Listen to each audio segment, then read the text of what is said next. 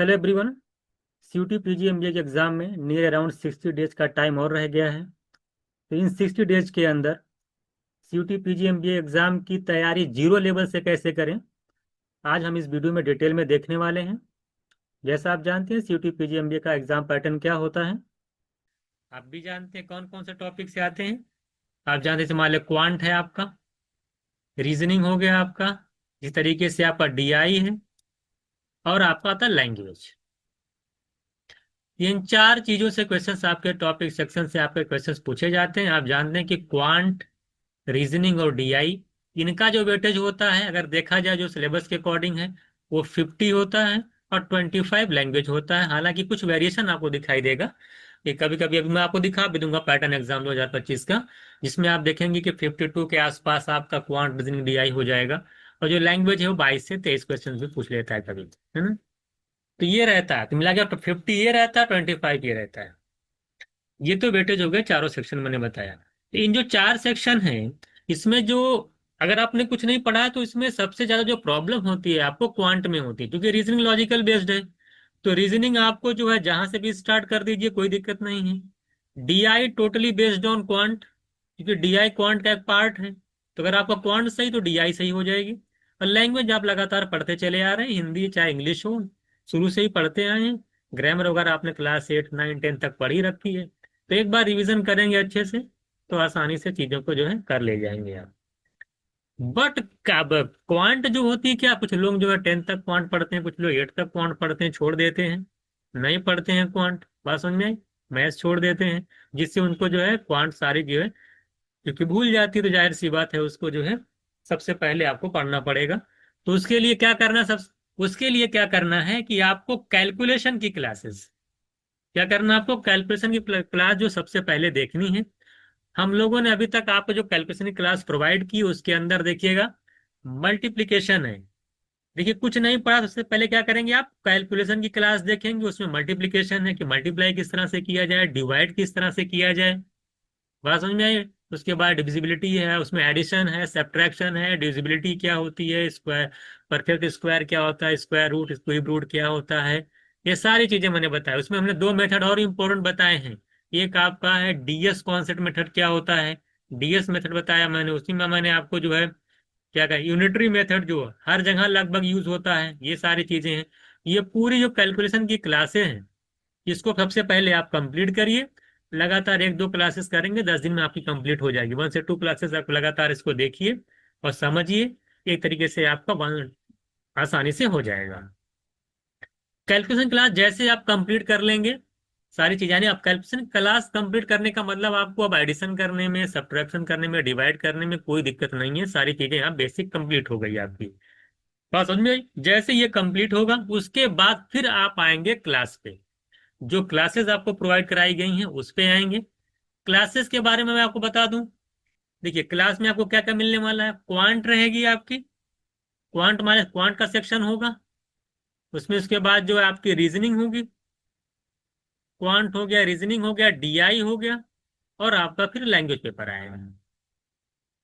तो ये जो क्वांट है, रीजनिंग है, डीआई है और लैंग्वेज है, इसमें क्या करेंगे, देखिए क्वांट में जैसे जो आपके एग्जाम में टॉपिक्स दे रखे हैं वो सारे के सारे हमने, हमारी जो क्लास जो आप ज्वाइन करेंगे तो उसके अंदर जैसे हमने परसेंटेज कराया, तो परसेंटेज हमने टोटल 9 क्लासेस ले रखी हैं। 8 क्लासेस जो आपकी सिलेबस जो क्लास सीट होगी, कॉन्सेप्ट होगी, उसकी रहेगी, और एक क्लास जो आपकी रहती है वो पीवाईक्यू रहता है। यानी पीवाईक्यू के साथ सारी क्लासेस कंप्लीट होंगी। तो इनमें टोटल जो मैंने क्वांट अभी तक जो अगर आपके सिलेबस में जो चैप्टर्स हैं उनकी जो टोटल नंबर ऑफ क्लासेस आपको दी जाएंगी वो 34 क्लासेस हैं। इसी तरीके से रीजनिंग में जब आएंगे तो 24 चैप्टर हैं, उसमें लगभग आपको 45 क्लासेस मिलेंगी। तो 45 रीजनिंग है, 34 35 जो आपका क्वांट हो जाएगा। इसी तरीके से डीआई में 25 जो है आपको जो है क्लासेस मिलने वाली हैं। तो ये देखिए डीआई का 25 है, 34 45, इतनी क्लासेस अगर आप सबको ऐड कर दीजिए उसके बाद लैंग्वेज भी रहेगा।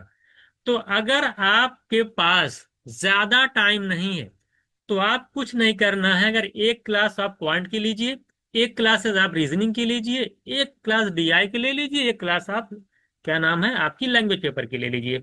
रीजनिंग आपकी 40 मिनट की क्लासेस होती हैं रीजनिंग। उसके बाद क्वांट अगर आप आएंगे 1 घंटे ले लीजिए, और 1 घंटे आप समझ लीजिए कैलकुलेशन की क्लास भी आधी घंटे आप कैलकुलेशन में दे दीजिए, 1 घंटे जो भी देना है आपको।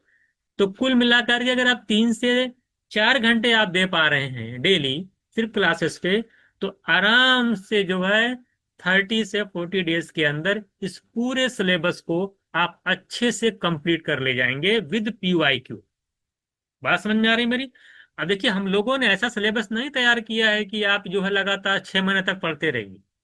आपका एग्जाम मार्च में है, तो मार्च के अकॉर्डिंग आपको जो कंटेंट दिया गया है बोले बिल्कुल जो है एक तरीके से जो हम लोग दिए हैं कि आप जो विद इन टाइम उसको जो है कंप्लीट कर पाए। आप खुद सोचिए कि 34 क्लासेस के अंदर आपका PYQ के साथ जो टॉपिक्स दे रखे हैं CUT PGMBA में वो सारा कंप्लीट हो जाएगा। रीजनिंग का सिलेबस वॉच देख रहे हैं आप 24 चैप्टर्स, लेकिन 45 क्लास में पूरी रीजनिंग खत्म हो जाएगी। 40-40 मिनट 45 मिनट की क्लासेस होती हैं। विद प्रैक्टिस आप पूरा कर लीजिएगा। DI हमने 25 सेट दिया, 25 सेट में और आपको दिया जाएगा।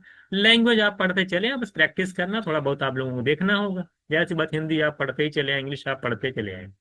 तो इस मिला जुला करके ये 30 से 40 डेज में आप पूरी कंप्लीट तैयारी अपनी कर ले जाएंगे। यानी आप पहले आप 0 लेवल पे थे, कैलकुलेशन की क्लास देखने के बाद आपने पूरा क्वांट लगाया, DI पढ़ा, आपने रीजनिंग पढ़ लिया, और लैंग्वेज पेपर पढ़ करके आपने 40 डेज के अंदर आपने पूरे सिलेबस को कंप्लीट कर लिया। बस समझ आई? तो कैलकुलेशन क्लास हो जाएगी। आप नोट्स एंड प्रैक्टिस सेट साथ देखिए, नोट्स जो प्रैक्टिस सेट लिखा हुआ है ना, वो जब आप क्लास करेंगे उनके अंदर हम लोग क्या करते हैं, नोट्स भी आपको प्रोवाइड कराई जाती है और प्रैक्टिस सेट भी रहते हैं। कॉन्सेप्ट के साथ सारी चीजें आपको बताई जाती हैं। तो वहां से सारा चीज आप कंप्लीट कर लेंगे विद इन 40 डेज। अब आपकी क्लासेस जो है कंप्लीट हो गई। 40 दिन के अंदर अगर आपने कुछ भी नहीं पढ़ा है तो 40 डेज के अंदर इस कोर्स को अगर परचेज करते हैं तो आसानी से कवर कर ले जाएंगे। अदर जगह अगर आप चाहते हैं कि हम बाहर जब बहुत सारा यूट्यूब क्लासेस जाकर देखेंगे तो होगा क्या वहां पे देखिए अब एक एक मान लो कोई उन्होंने कोई कॉन्सेप्ट बताया तो एक ही कॉन्सेप्ट पे सेम क्वेश्चन 10 क्वेश्चन करा रहे हैं। यहाँ ऐसा नहीं होगा। यहाँ एक वैरायटी ऑफ क्वेश्चन कराए जाएंगे आपको। जैसे मान लिया क्वेश्चन हमने कराया तो अगला क्वेश्चन आपको कोशिश हमारी रहेगी कि अलग टाइप का हो, अगला क्वेश्चन जो है अलग टाइप का हो। बात समझ में आई? तभी तो कंप्लीट कर पाएंगे आप। नहीं तो 40 डेज के अंदर इतना आसान नहीं कि पूरे सिलेबस को कवर कर लिया जाए। तो आपको स्ट्रेटजी अभी स्मार्ट अपनानी पड़ेगी, और जो है कम टाइम में पूरे सिलेबस को कवर भी करना होगा। तो ये जब सिलेबस आप जब आप पूरी क्लास को देख लिए, सिलेबस आपका कंप्लीट हो गई, अभी आपकी तैयारी कंप्लीट नहीं हुई। अभी आपके पास 2 स्टेज बची। आपने कहा सर हमने तो पूरा सिलेबस कवर कर लिया, अब क्या करें? सिलेबस जब कंप्लीट कर लेंगे, पूरी क्लासेज आप कंप्लीट कर लेंगे, तो फिर बात आती है। देखिए यहाँ पे हमने कुछ दे रखा है आपका, देखिए स्टडी प्लानर भी है, आपको जल्द मिलेगा। इसमें हमने बताया पहले कैलकुलेशन करिए, फिर रीजनिंग में हमारे आपने डायरेक्शन स्टार्ट किया तो पार्ट 1 पढ़ा, कैलकुलेशन की कोई क्लासेस देख ली है ना। इंग्लिश में मैंने पार्ट 1 नाउन देखा, हिंदी है जो हिंदी में से कुछ भी ले सकते हैं, जो भी लैंग्वेज लिए चूज किए होंगे। तो इस तरह से देखिए आपको मिलता चला जाएगा। जैसे आपने परसेंटेज में आप देख पा रहे हैं कि 8 क्लासेज हैं। 9वीं क्लास आपके PYQ है, फिर रीजनिंग में आप देख पा रहे हैं। तो इसी आपका अपना एक शेड्यूल बना करके भी आप प्रिपरेशन जो है अपनी कर सकते हैं। आगे देखिएगा। देखिए एग्जाम पैटर्न के बारे में थोड़ा सा बता दूं मैं। अभी मैंने आपको बताया कि क्लास कंप्लीट कर ली है, आप थोड़ा सा एग्जाम पैटर्न भी देख लीजिएगा आप। एग्जाम पैटर्न में देख रहे हैं, अब 25 का देखा जाए तो देख लो, क्वांट में 21 क्वेश्चन पूछा था, और रीजनिंग में आपके 20 आए थे। DI देखिए 12 क्वेश्चन पूछ लिया था, और जो लैंग्वेज है ना, जो लैंग्वेज था आपका उसमें 22 क्वेश्चन थे। तो ये वेरिएशन होता रहता है आपका। ये आपका एग्जाम पैटर्न है कि आपको आइडिया लग गया होगा कि किस टॉपिक से कितने क्वेश्चंस आते हैं। जब आप पूरे सिलेबस को 40 डेज में कंप्लीट कर लिए, तब बात आती है प्रैक्टिस की। प्रैक्टिस कहाँ से करें? देखिए प्रैक्टिस के लिए हम लोगों ने आपको एक बुक लॉन्च की है। उसमें मैक्सिमम क्वेश्चन, जीरो मतलब बेसिक क्वेश्चन से लेकर के मॉडरेट क्वेश्चन से लेकर के टफ क्वेश्चन तक उसमें डाले गए हैं। पूरी कंप्लीट एक एक चैप्टर में आप देखेंगे 60-70, किसी में 40, किसी में 80 क्वेश्चन तक दिए गए हैं। तो पूरी प्रैक्टिस के लिए one of the best book है ये। यहाँ से आप जो भी चैप्टर्स वहाँ पे आप पढ़े हैं, जो भी टॉपिक्स आपके सिलेबस में हैं CUT PG MBA के, उन सारे टॉपिक्स को इस ई बुक के थ्रू आप अच्छे से प्रैक्टिस कर सकते हैं। वैरायटी ऑफ क्वेश्चन बहुत ज़्यादा है मिलने वाले हैं। अगर आपके पास अच्छा खासा टाइम तो आराम से यहाँ से प्रैक्टिस करिए। और यहाँ से आपकी जो है प्रैक्टिस जब आप करेंगे ना, तो आपकी स्पीड जो जो होगी शुरू में और भी इंक्रीज कर जाएगी, लगातार बढ़ती जाएगी। तो वहां सारा कॉन्सेप्ट पढ़े होंगे, क्लास से क्वेश्चन लगाए होंगे, उसी कॉन्सेप्ट बेस पे यहाँ पे जब आप बेस जो है आप यहाँ पे प्रैक्टिस करेंगे, तो यहाँ से आप ई बुक के थ्रू अच्छे से प्रैक्टिस कर सकते हैं। और प्रैक्टिस करने के बाद जब आप एक बार प्रैक्टिस कर लेंगे, 9 टॉपिक हैं, सारे क्वेश्चन यहाँ से कर लीजिए आप आसानी से प्रैक्टिस, है ना। जब आप ई बुक के थ्रू प्रैक्टिस कर लेंगे, अब आपको फाइनल टच देना होता है। क्लास कंप्लीट किए, ई बुक के थ्रू प्रैक्टिस किए, और फाइनल टच जो आप देंगे आता है मॉक के थ्रू देंगे आप, क्योंकि मॉक के बिना जाहिर सी बात है कि सिलेक्शन होना इम्पॉसिबल है, क्योंकि मॉक के थ्रू आपने छोटी छोटी गलतियों को, आप जैसे मैंने बताया है कि आप मॉक के थ्रू जो आप क्वेश्चंस, कौन से क्वेश्चंस को लीव करना है, कौन से क्वेश्चन को जो हमें सॉल्व करना है, कितना टाइम देना है ना, ये सारी चीजें, और विद इन टाइम पेपर कैसे करना है, ये सारी चीजें मॉक के थ्रू होती हैं। उसके बाद जो आप जो है मॉक टेस्ट देना स्टार्ट करिए। मॉक टेस्ट के बारे में जैसे मैंने आपको बताया कि 30 फुल लेंथ मॉक मिलेंगे आपको, 90 सेक्शनल टेस्ट भी इसके अंदर दिए गए हैं। अब आपको सिर्फ सिर्फ प्रैक्टिस करनी है, आपको कुछ नहीं करना है। सिलेबस कंप्लीट हो गया, ई बुक के थ्रू हमने वो सारी प्रैक्टिस कर ली। उसके बाद हमें सिर्फ क्या करना है, मॉक देना है और मॉक की एनालिसिस करना है। बात समझ में आ गई ना। तो ये यहाँ से आप, बेहतरीन मॉक है, अच्छा मॉक है, आप यहाँ से प्रैक्टिस करते चले जाइए। 30 फुल लेंथ मॉक माने आप सोचिए कि मॉक यानी कि एक तरीके से आप समझिए कि मॉक के थ्रू प्रैक्टिस हो रही है। ई बुक के थ्रू प्रैक्टिस आप तो आप पेपर में आप करेंगे ही करेंगे, है ना। लेकिन जब आप यहाँ पे टाइम के अकॉर्डिंग प्रैक्टिस होगी, आपको विद इन टाइम क्वेश्चंस को सॉल्व करना होता है। जब आप मॉक लगाएंगे तो मॉक में क्या होता है कि एक साथ पूरे सिलेबस को कवर किया जाता है। उसमें आप रीजनिंग के क्वेश्चन भी लगाएंगे, डीआई के क्वेश्चन भी लगाएंगे, क्वांट के भी लगाएंगे, साथ साथ लैंग्वेज पेपर के भी लगाएंगे। तो ये पूरी मिक्स प्रैक्टिस हो जाएगी आपकी। और जब 30 पूरी मिक्स प्रैक्टिस एक बार कर लेंगे, उसके बाद आप खुद देखेंगे कि आपकी प्रिपरेशन, आपको खुद एहसास होगा कि मेरी प्रिपरेशन बहुत अच्छे लेवल पे हो गई है। और फिर जब इतना करने के बाद आप एग्जाम हॉल में के जाएंगे, डेफिनेटली आपका पेपर अच्छा होगा, अच्छे अटेम्प्ट करके आप आएंगे और अच्छे रैंक के साथ जो एग्जाम को क्वालिफाई करेंगे।